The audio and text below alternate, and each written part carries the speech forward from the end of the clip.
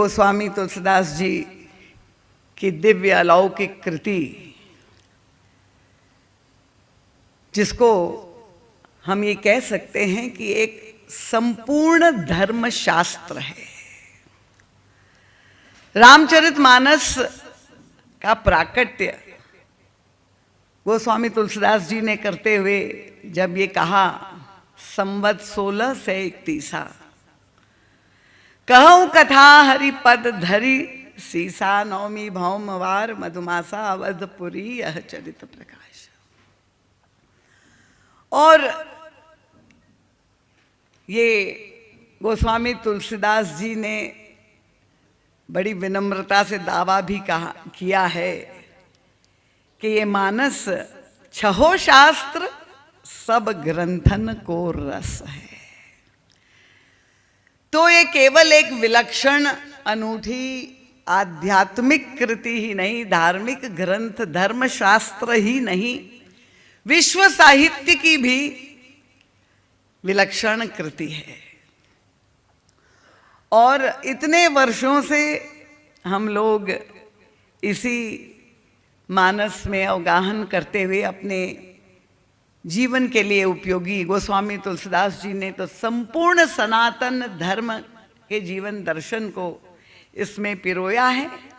और हम लोग युग तुलसी परम पूज्य महाराज श्री की आध्यात्मिक दार्शनिक दृष्टि प्राप्त करके उसे अपने वर्तमान जीवन की समसामयिक समस्याओं का समाधान प्राप्त करने का प्रयास करें। अब परम पूज्य महाराज श्री का तो देखने का दृष्टिकोण भी और समझाने का दृष्टिकोण भी अनूठा था। अगर मानस को शीर्ष स्थान प्राप्त है सभी धर्म ग्रंथों में, परम पूज्य महाराज श्री कहते हैं, तो जैसे हमारे शरीर में भी सिर का स्थान सबसे ऊपर है, तो महाराज जी तुलना करते हैं कि हमारे सिर में जैसे 7 द्वार है, वैसे मानस में भी 7 द्वार है। मानस में प्रवेश करने के 7 द्वार, ये 7 सोपान, ये 7 कांड है।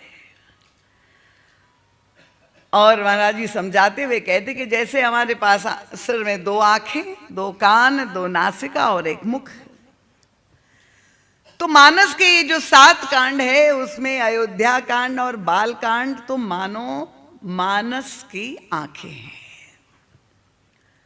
और किष्किंधा और अरण्य कांड मानो ये मानस का दर्शन का समझने के लिए, जैसे कान है ये श्रवणेंद्री है जिसके द्वारा श्रवण किया जा सकता है।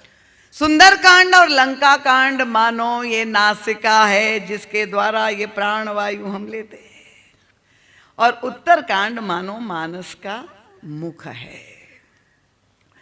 तो ये परिपूर्ण कांड है। और गोस्वामी तुलसीदास जी ने ये 7 कांडों की फलश्रुति भी बताई है, और संपूर्ण मानस पाठ करने की भी फलश्रुति बताई हुए ये विषय वस्तु नहीं है। पर आप जानते हैं कि 5 शताब्दियों से असंख्य लोग रामचरित मानस का आश्रय लेकर के और इस भव सागर से पार होते चले आ रहे हैं।